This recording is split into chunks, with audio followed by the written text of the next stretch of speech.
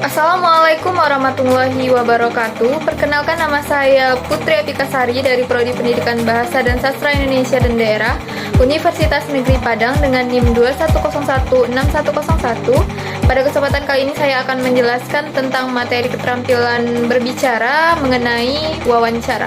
Berikut adalah penjelasannya. Baiklah, poin utama dari materi kali ini ialah yang pertama ada pengertian dari wawancara, yang kedua ada jenis wawancara, kemudian yang ketiga ada jenis pertanyaan dalam wawancara, yang keempat ada lembaran bimbingan wawancara, kemudian yang terakhir adalah praktik wawancara. Langsung saja kita ke pembahasan poin yang pertama, yaitu pengertian dari wawancara. Wawancara adalah sebuah teknik pengumpulan data-data berupa informasi dari seseorang narasumber dengan cara mengajukan pertanyaan-pertanyaan. Wawancara dengan kata lain adalah kegiatan tanya-jawab antara pewawancara dengan narasumber untuk mendapatkan informasi dan opini. Pengertian wawancara menurut Kamus Bahasa Indonesia sendiri adalah tanya-jawab dengan seseorang, pejabat, dan sebagainya yang diperlukan untuk diminta keterangan atau pendapatnya mengenai suatu hal, untuk dimuat dalam surat kabar, disiarkan melalui radio, atau ditayangkan dalam layar televisi. Kemudian selanjutnya penjelasan dari poin yang kedua, yaitu tentang jenis dari wawancara itu sendiri. Jenis-jenis wawancara ini terdiri dari 3 jenis. Yang pertama ada jenis wawancara berdasarkan pelaksanaannya. Nah, jenis wawancara berdasarkan pelaksanaannya ini terdiri dari 3 jenis pula, yaitu wawancara bebas. Dalam wawancara bebas, pewawancara bebas menanyakan apa saja kepada responder atau narasumber. Namun, yang perlu diperhatikan bahwa pertanyaan itu berhubungan dengan data-data yang diinginkan. Jika tidak berhati-hati, terkadang arah pertanyaan tidak terkendali. Lalu yang kedua ada wawancara terpimpin. Wawancara terpimpin, pewawancara sudah dibekali daftar pertanyaan yang lengkap dan terperinci. Lalu kemudian ada wawancara bebas terpimpin. Wawancara bebas terpimpin, pewawancara mengkombinasikan wawancara bebas dengan wawancara terpimpin, yang dalam pelaksanaannya pewawancara sudah membawa pedoman tentang apa-apa saja yang akan ditanyakan secara garis besar. Kemudian yang kedua itu ada jenis wawancara dalam dunia kerja. Jenis wawancara dalam dunia kerja, yang pertama ada wawancara standar. Wawancara standar atau tradisional merupakan jenis wawancara kerja yang paling sering digunakan. Saat menjalani wawancara tersebut, umumnya akan diwawancari oleh pewawancara. Orang yang menjadi pewawancara tersebut biasanya seorang staf personal, manajer departemen, atau utusan departemen. Yang kedua ada wawancara perilaku. Wawancara perilaku fokus pada perilaku masa lalu narasumber untuk memprediksikan perilaku masa depan. Sejumlah perusahaan menyukai jenis wawancara ini karena mereka menganggap perilaku sangat berpengaruh terhadap kinerja seseorang. Kemudian yang ketiga ada wawancara situasional. Beda dengan wawancara perilaku, wawancara situasional fokus pada kinerja masa depan narasumber. Umumnya pewawancara kinerja akan memberikan narasumber tersebut masalah dan bertanya bagaimana cara untuk menyelesaikan masalah tersebut. Kemudian selanjutnya ada wawancara kasus. Wawancara kasus umumnya digunakan untuk perusahaan konsultan. Wawancara ini fokus pada bagaimana kamu menyelesaikan sebuah atau beberapa isu bisnis yang spesifik. Pertanyaan yang diajukan biasanya berupa pertanyaan kuantitatif untuk mengetahui bagaimana kamu menangani kasus yang diberikan. Kemudian selanjutnya itu ada wawancara via telepon.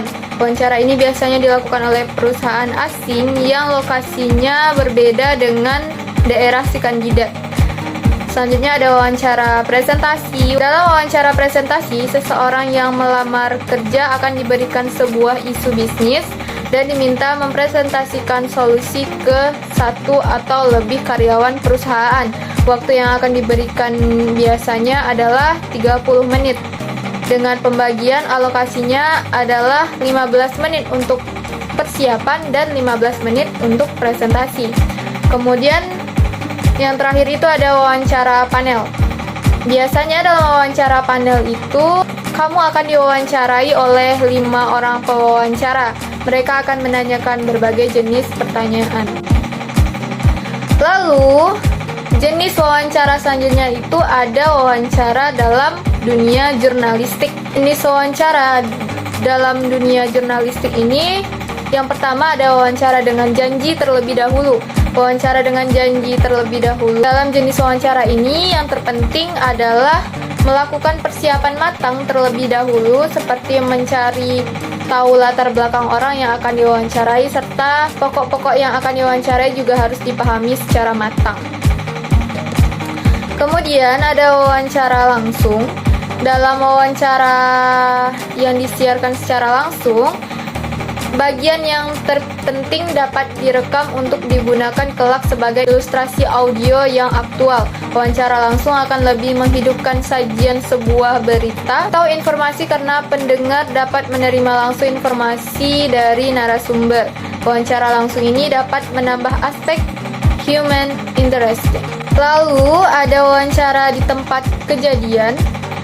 Wawancara di tempat kejadian ini sering pula disebut sebagai on-the-spot interview. Cara wawancara seperti ini biasanya dilakukan saat sedang ada peristiwa kecelakaan besar atau bencana alam. Lalu ada jumpa pers. Jumpa pers sering pula disebut dengan wawancara jenis news comment. Wawancara jenis ini biasanya bersifat rombongan, artinya ada banyak pewawancara atau yang mewawancarai suatu narasumber atau lebih dengan durasi yang bersamaan. Kemudian yang terakhir ada wawancara melalui telepon. Jenis wawancara ini bukan yang utama. Wawancara via telepon dilakukan pada waktu yang darurat saja, seperti saat menelpon polisi untuk meminta bantuan. Poin selanjutnya itu ada jenis pertanyaan dalam wawancara. Jenis pertanyaan dalam wawancara itu, yang pertama ada pertanyaan terbuka. Pertanyaan yang menghendaki jawaban yang luas dan bebas. Artinya, penjawab bisa menentukan sendiri bagaimana bentuk jawaban dan sepanjang apa jawaban itu hendak diberikan. Lalu yang kedua ada pertanyaan hipotetik terbuka. Ini hampir sama dengan gaya pertanyaan terbuka, yang membedakannya hanya struktur pertanyaan itu sendiri. Pada pertanyaan hipotetik terbuka, penanya dapat membuat pertanyaan lebih luas dengan memberikan beberapa keterangan untuk menyesuaikan dengan situasi wawancara. Contohnya, tadi saudara menjelaskan bahwa saudara tidak tahu menahu tentang penyelewengan yang dilakukan oleh bawahan saudara. Sepengetahuan saya, sistem pengawasan melekat di kantor saudara selama ini sudah ada. Apakah ada hambatan dalam pelaksanaannya? Seperti itulah contoh dari pertanyaan hipotetik terbuka. Kemudian ada pertanyaan langsung, yang dimaksudkan untuk pertanyaan yang menghendaki jawaban singkat dan kadang dapat dijawab dengan ya atau tidak. Pertanyaan langsung ini berharga karena dapat langsung mengembalikan penjawab untuk memikirkan jawaban singkat. Tetapi kelemahannya adalah pertanyaan semacam ini hanya mengungkapkan hal sedikit saja. Misalnya, apakah saudara ikut dalam rombongan presiden ke Cina beberapa waktu lalu? Pertanyaan yang hanya menghendaki jawaban ya atau tidak juga bisa disebut sebagai pertanyaan biopolar. Kemudian ada pertanyaan tertutup. Pertanyaan yang membatasi warga gerak penjawab, bahkan kemungkinan jawaban telah tersedia. Penjawab tinggal menentukan salah satu pilihan jawaban itu sendiri. Kekuatan pertanyaan semacam ini, jawaban mudah dipahami dan dapat menghemat waktu. Kelemahannya, pertanyaan semacam ini akan menjadi gangguan bila pilihan jawaban yang telah disediakan tidak ada yang disukai oleh penjawab. Misalnya, bagaimana ukuran perusahaan yang sedang saudara pimpin sekarang? Perusahaan besar, menengah, atau kecil? Selanjutnya ada pertanyaan beban. Adalah pertanyaan yang menimbulkan beban berat bagi penjawab, disebabkan tidak adanya jawaban yang benar tetapi menuntut pada jawaban emosional. Pertanyaan beban semacam ini jarang digunakan karena akan menimbulkan emosional kepada penanya dan penjawab. Misal, kalau bendungan yang direncanakan ini gagal, apakah Anda akan mengundurkan diri dari Dirjen Perairan? Lalu selanjutnya ada yang namanya pertanyaan terpimpin. Pertanyaan yang diikuti dengan arah jawaban. Pertanyaan terpimpin sangat membantu dalam mengetahui sampai sejauh mana penjawab mengerti dengan pendapat atau pandangannya sendiri. Misalnya, saya melihat di sini banyak sekali industri kecil yang mempunyai semangat kerja yang besar. Bagaimana, dalam bentuk apa Anda dapat memberikan bantuan terhadap mereka? Lalu ada yang namanya pertanyaan orang ketiga. Maksud isi pertanyaan yang dianjurkan seolah-olah dari orang ketiga dan jawaban pun seperti untuk orang ketiga. Gaya pertanyaan semacam ini dibuat agar penanya terlepas dari rasa terganggu secara emosional sehingga perlu dialihkan seolah-olah yang bertanya bukanlah dia. Misalnya, beberapa pemimpin mahasiswa mengingatkan adanya kebebasan berbicara di kampus ini. Menurut mereka, selama Anda menjadi pembantu rektor bidang kemahasiswaan, kebebasan berbicara itu banyak dikekang. Bagaimana tanggapan Anda? Lalu, selanjutnya yang terakhir itu ada yang namanya pertanyaan penyelidik. Pertanyaan penyelidik ini merupakan pertanyaan yang seringkali mengikuti pertanyaan langsung dan pertanyaan tertutup. Dengan menggunakan contoh tanggapan, misalnya pertanyaan penyelidik ini biasanya berbunyi, mengapa Anda anggarkan 20% lebih besar untuk perjalanan dinas tahun depan, Pak?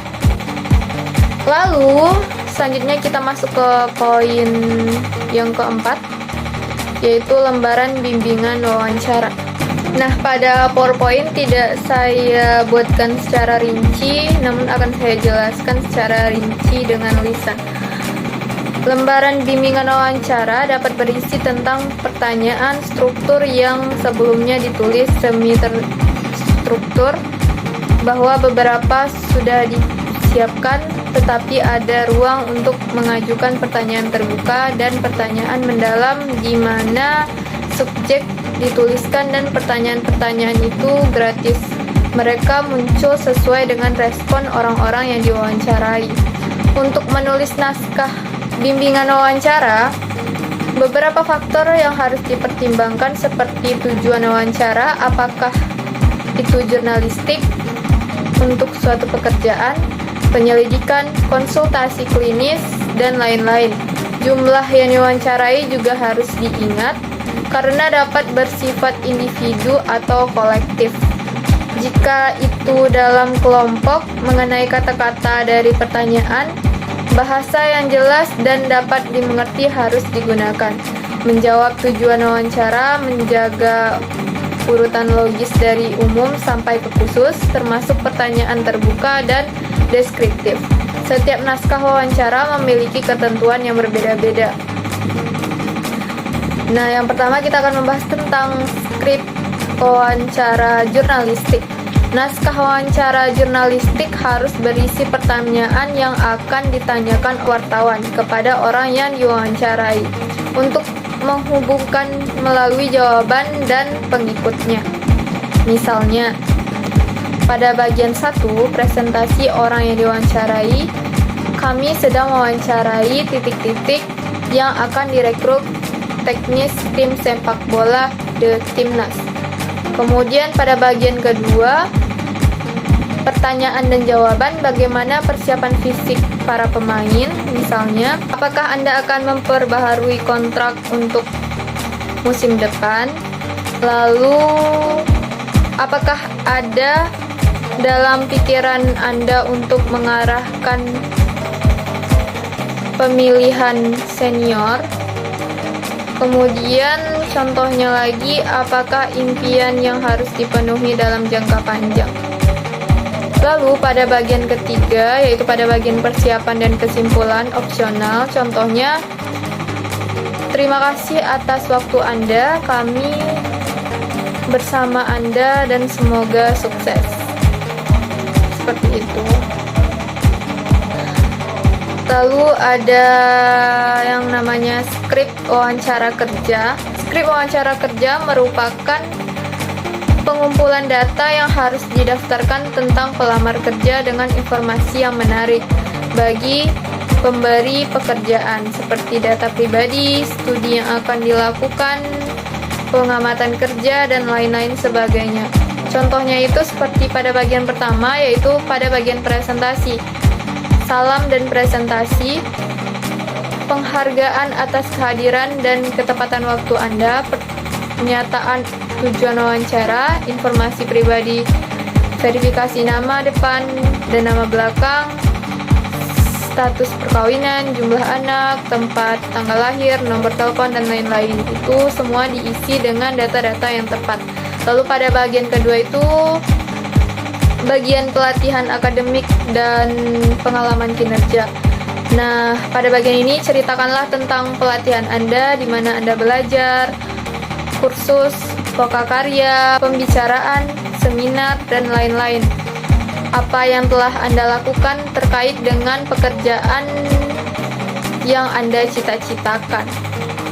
Kemudian Anda juga perlu mengisi formasi akademik, apakah Anda berbicara, menulis, dan memahami bahasa lain. Lalu ada pengalaman kerja. Di sini terdapat beberapa pertanyaan seperti apakah pendapat Anda tentang profesi Anda, apakah motivasi Anda untuk belajar karir seperti ini, biasakah Anda menceritakan tentang karya Anda sebelumnya. Kemudian di antara semua pengalaman, apakah yang telah menjadi pengalaman yang paling sulit? Lalu apakah yang Anda anggap kemampuan dan keterampilan bagi Anda? Kemudian ada pekerjaan terakhir yang Anda lakukan dan apa yang memotivasi Anda untuk pensiun? Lalu ada apa manfaat pekerjaan yang Anda anggap penting bagi Anda dan keluarga Anda? Kemudian pada bagian ketiga, yaitu pada bagian penutup wawancara, dalam hal ini terdiri mungkin dari beberapa aspek. Ada yang secara umum itu 3 pertanyaan umum, yaitu seperti dalam hal pilihan, kapan itu akan tersedia, lalu apakah Anda bersedia melakukan evaluasi medis, dan terima kasih atas waktu Anda, kami akan menghubungi Anda jika diperlukan. Seperti nanti kalau misalnya kita sudah lulus seleksi, maka kita akan dihubungi oleh pihak yang akan memberikan pekerjaan kepada kita. Kemudian ada yang namanya naskah wawancara penelitian. Di bidang peneliti, wawancara adalah instrumen yang memungkinkan untuk mengumpulkan data tentang subjek yang diteliti. Oleh karena itu, naskah untuk wawancara penelitian terdiri dari beberapa pertanyaan yang harus dirumuskan untuk populasi yang diteliti. Bentuknya itu seperti merekam presensi, pendapat, sikap, dan lain-lain yang memadukan pencapaian tujuan penelitian itu sendiri. Nah, contohnya pada bagian pertama yaitu presentasi wawancara, misalnya nih seperti selamat pagi, terima kasih telah mengizinkan saya untuk melakukan survei ini. Nama saya misalnya saya contohnya Putri Apikasari. Alasan kehadiran saya adalah untuk mengajukan beberapa pertanyaan tentang kebutuhan pendidikan siswa Anda, seperti itu misalnya.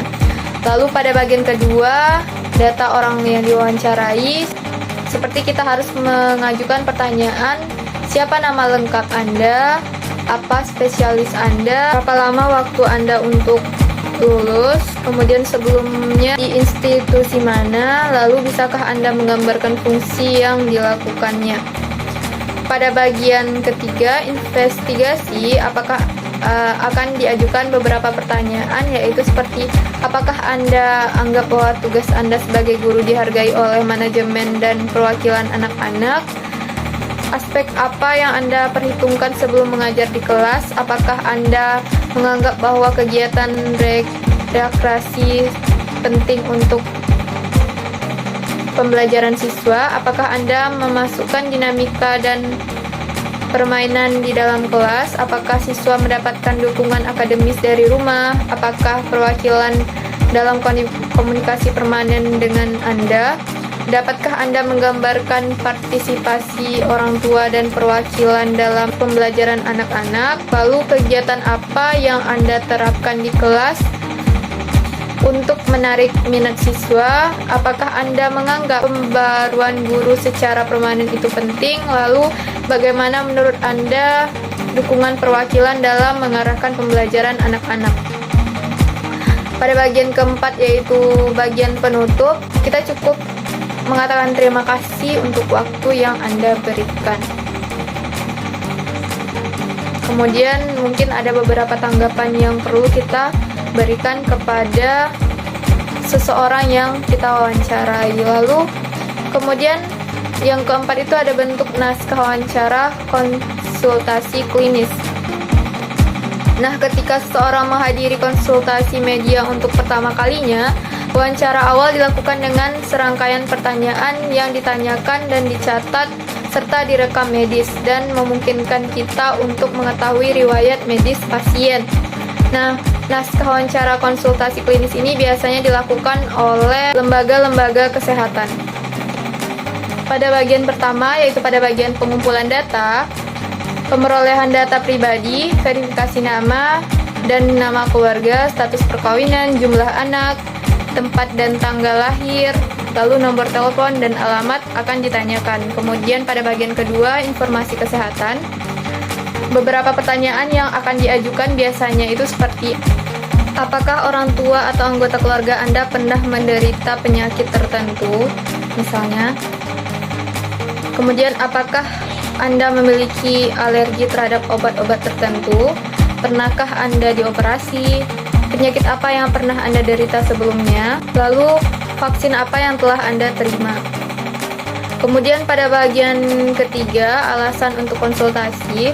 Biasanya pertanyaan yang akan ditanyakan itu seperti akan ditanyakan apakah Anda tidak keberatan untuk melakukan evaluasi fisik. Maka dokter akan melakukan diagnosanya. Kemudian pada poin terakhir, yaitu pada praktik wawancara. Praktik dari wawancara dengan contoh seperti tentang pendidikan, yaitu misalnya saya, selamat sore Pak, narasumber. Selamat sore juga, ada yang bisa saya bantu? Kemudian saya, apa boleh saya mewawancarai Anda? Kemudian narasumber menjawab, ya boleh, silahkan. Setelah itu, pewawancara atau saya di sini akan memperkenalkan dirinya, asalnya, percakapannya yaitu perkenalkan saya misalnya Putri Epikasari, mahasiswa dari Universitas Negeri Padang. Saya ingin mewawancarai Anda mengenai perpustakaan di Kota Bandar Lampung, misalnya. Saya mulai pertanyaan pertama, menurut Anda bagaimana keadaan perpustakaan kota di Bandar Lampung ini?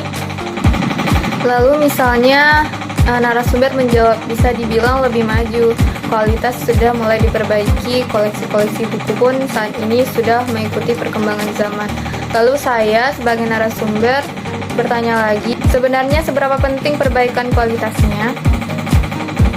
Kemudian narasumber menjawab, bagi perpustakaan yang benar-benar berorientasi pada pendidikan sangat penting. Ini untuk mendorong minat baca masyarakat. Lalu saya bertanya lagi, buku apa yang paling menarik minat baca masyarakat? Kemudian narasumber misalnya menjawab, yang saya ketahui masyarakat terutama generasi muda lebih berminat pada buku cerita. Nah, contohnya itu seperti novel. Kemudian saya bertanya lagi, mengapa buku cerita menjadi penarik minat pertama para pembaca? Kemudian narasumber misalnya menjawab seperti ini, Karena kemungkinan berhubungan dengan orientasi pendidikan sekarang yang dirasa membosankan, jadi pendidikan saya ini seharusnya tidak sekedar mencari pengetahuan semata, namun juga meningkatkan minat baca. Lalu saya juga bertanya lagi, misalnya, siapakah yang seharusnya bertanggung jawab untuk mengubah minat baca dan buku cerita ke buku pengetahuan? Kemudian narasumber misalnya menjawab seperti ini. Menurut saya, pihak keluarga lah yang utama dan selanjutnya adalah pihak guru di sekolah. Lalu saya kemudian merespon, saya rasa hal itu yang ingin saya tanyakan. Terima kasih atas waktu luangnya. Selamat sore, Pak. Kemudian narasumber juga memberi tanggapan, ya sama-sama selamat sore. Kemudian wawancara pun berakhir. Seperti itu contohnya. Baiklah, itu tadi salah satu ilustrasi contoh dari praktik wawancara. Karena kita sudah sampai ke poin terakhir, maka sekian dari saya. Jika terdapat kesalahan kata maupun tingkah laku yang mungkin kurang berkenan, saya mohon maaf yang sebesar-besarnya. Saya akhiri, wabillahi taufik wal hidayah. Wassalamualaikum warahmatullahi wabarakatuh.